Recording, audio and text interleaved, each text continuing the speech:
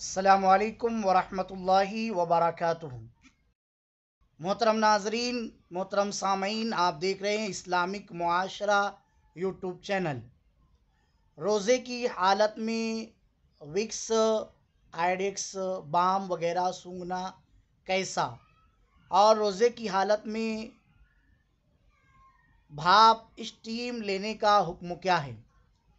روزے کی حالت میں ناک سے باہر تو بام وکس لگانے میں کوئی حرج نہیں ہے، البتہ ناک کے اندر وکس وغیرہ لگانے سے چونکہ سانس کے ساتھ اس کے اجزاء اور باریک باریک ذرات اندر چلے جاتے ہیں، اس لیے روزے کی حالت میں ناک کے اندر وکس لگانا درست نہیں ہے۔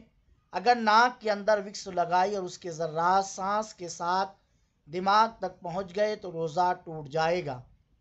روزے کی حالت میں بھاپ لینے سے اگر بخارات حلق تک پہنچ گئے تو روزہ فاسد ہو جائے گا، روزہ ٹوٹ جائے گا،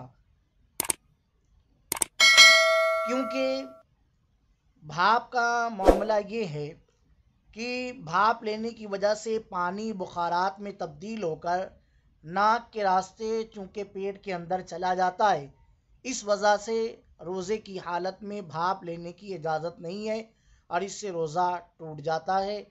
مزید تفصیلات میں موجود ہے، آپ وہاں دیکھ سکتے ہیں۔